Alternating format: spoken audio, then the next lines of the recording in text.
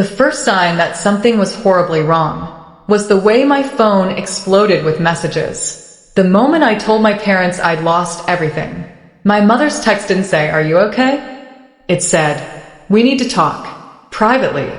My name is Alyssa Grant, 32, founder of a tech startup I built from nothing, late nights, burned friendships, skipped holidays. I thought selling it for $20 million would finally buy peace. Instead, it bought silence. The moment I told my parents the lie my lawyer instructed me to tell, the world around me shifted. My dad didn't even call to check on me. He sent one cold message: "Don't come home. We can't afford your recklessness." Recklessness? They'd never even asked how I made the business succeed. But what scared me wasn't what they said. It was what they didn't say.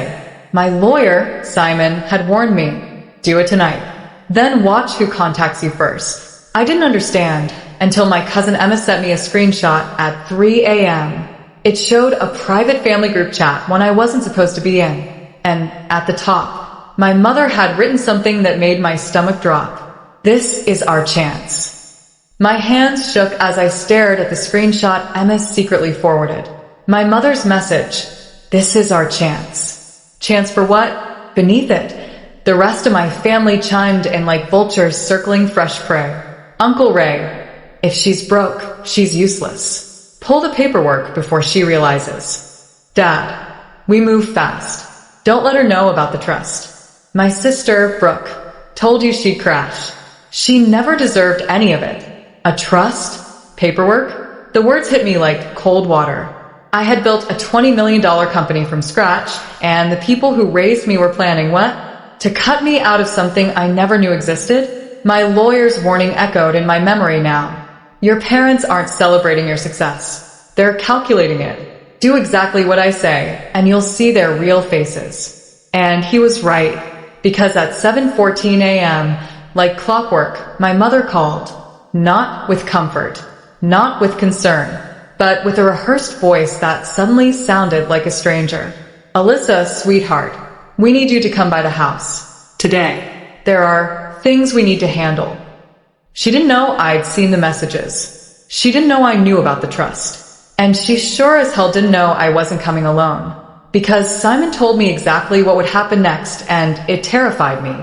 I drove toward my parents' house with a knot in my stomach, Simon's voice replaying in my head. "The moment they think you're broke, they'll show their intentions. Don't react. Observe. Observe." Easy to say.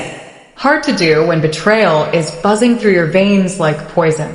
My childhood home looked smaller than I remembered, or maybe I had simply outgrown the version of myself who once begged for their approval. When I stepped inside, the atmosphere was stiff, like they had rehearsed every breath. My mother didn't hug me, didn't touch me, didn't even offer a seat. She simply closed the door and whispered, "We don't have long. Your father is getting the documents."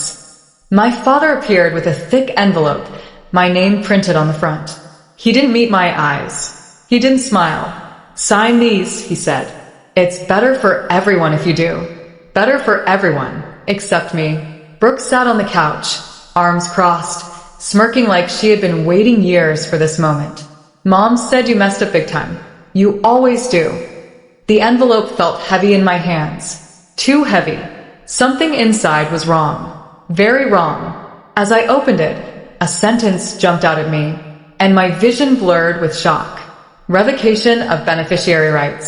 My own family was cutting me out completely. My breath left my body in one sharp, cold exhale. Revocation of beneficiary rights. They didn't even try to sugarcoat it. My father finally looked at me, but his eyes were dead calm, like this wasn't betrayal, just business. "Alyssa, you're unstable right now. You've made reckless choices. The trust needs protection." Protection? From me? My mother stepped closer, lowering her voice like she was consoling a stranger on a bus. "If you sign it now, we won't pursue the clause that penalizes irresponsible heirs." Irresponsible? Heir. Clause. So many words that meant only one thing. They assumed I was broke, and they wanted every cent locked away from me before I could touch it. Brooke, of course, couldn't resist twisting the knife. "Honestly, LYSS, you should be grateful. You're terrible with money. You blew $20 million in what, one weekend? The lie they believed, the lie Simon told me to tell. It had worked, but then came the viral moment, the humiliation that burned through me like a brand. Brooke lifted her phone and recorded me as she said loudly, "Look at her, the millionaire who lost it all. Dad, send it to the family group." Everyone left. Everyone except me, because behind them, the door clicked open, and Simon walked in. The laughter died instantly when Simon stepped into the living room, crisp suit, leather briefcase, expression carved from stone. My father stiffened. My mother froze mid-smile. Brooke lowered her phone, suddenly unsure. Simon spoke calmly, almost politely. "Good morning. I see you've already started without me." My mother's voice trembled. Why are you here?" He set his briefcase on the table. "Because Alyssa didn't lose $20 million. She followed my legal instruction to reveal the truth about this family's intentions." Silence. Thick. Tangible. My father's jaw twitched. Truth about what? Simon slid a folder across the table. Much thicker than the envelope they gave me. Inside were bank transfers, emails, notarized letters, all with their signatures.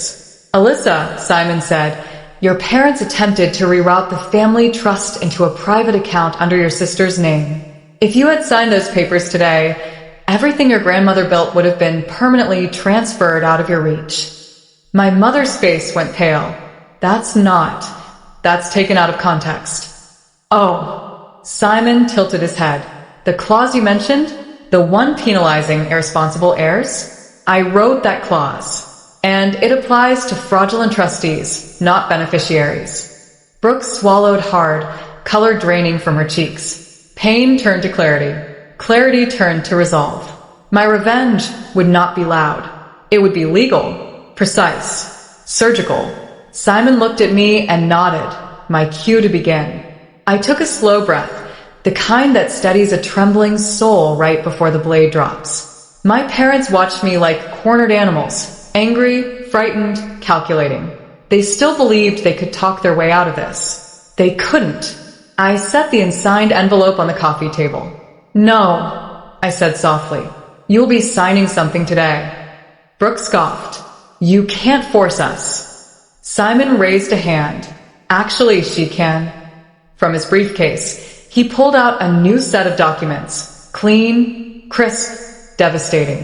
"Here," he said to my parents, "is the formal resignation of your trustee rights. Effective immediately. Failure to sign will trigger a court audit of every account you've touched in the last 15 years. My father's face twisted. "You wouldn't dare." "Try me," Simon replied, unblinking. I watched them crumble. First anger, then fear, then the realization that they were trapped by their own greed. My mother's hands shook violently as she looked at the paperwork. "Alyssa, please, we were only trying to steal from me?" I cut in quietly. "To humiliate me? To record me breaking?" Brooke pushed forward. "You can't take everything from us." I turned to her slowly. "I'm not taking everything," I said. "Just everything that was never yours." The room fell silent. My parents reached for the pens. And that was when Simon whispered to me, "Alyssa, brace yourself. They're not done fighting." My father slammed the pen down before signing, glaring at me with a rage I hadn't seen since childhood. "You think you're punishing us?" he growled. "You're destroying this family." I didn't flinch. "You destroyed at the moment money mattered more than your daughter." Brooke stepped between us, desperation cracking her voice. "LYSS, please, if Mom and Dad lose control of the trust, I lose my stipend. My condo, my car. I can't afford that." There it was. Truth finally spoken, not love, not loyalty, dependence. Simon crossed his arms. "You all should know, Alyssa is now the sole trustee. Any discretionary payouts will be her decision alone." My family's faces drained simultaneously. It was almost theatrical. My mother grabbed my wrist, tears trembling in her voice. "We raised you. We gave you everything." I gently pulled my arm free. "You gave me life, not love, and definitely not loyalty." My father tried one last tactic, threatening, "If you do this, you'll regret it. Money can't replace family." I met his eyes, steady and unbroken. "Neither can betrayal." And then, with hands shaking, defeated and cornered, they signed away their rights. But just when I thought it was over, Simon leaned close and murmured, "Alyssa, there's one last thing you haven't seen yet. Something your grandmother left only for you." The room froze. A final secret waiting to surface. Simon reached into his briefcase one last time and pulled out a small velvet envelope, aged, ivory-colored, sealed with wax. My heartbeat stumbled. "This," he said softly, "was entrusted to me by your grandmother, to be given to you only after your parents revealed their true intentions." My mother lunged forward. "No, she doesn't need to see." I held up a hand, and for the first time in my life, she obeyed. I broke the seal. Inside was a handwritten letter and a single key. My grandmother's looping script felt like a hand on my shoulder. "Alyssa, I always knew your strength would come from surviving what others tried to break in you. Everything I built is yours now, but this key is the real legacy."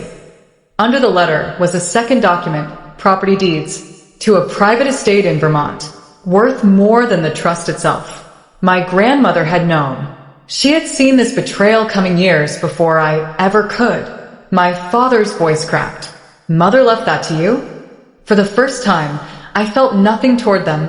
No anger, no sadness. Just distance. I folded the letter, slipped the key into my pocket, and stood. "This family ended itself," I said quietly. "I'm just walking away from the ruins." As I stepped out of the house, morning sun spilling across the driveway, Simon said, "You didn't lose 20 million, Alyssa. You gained your freedom." I nodded, finally breathing. And I'm never letting anyone buy my silence again.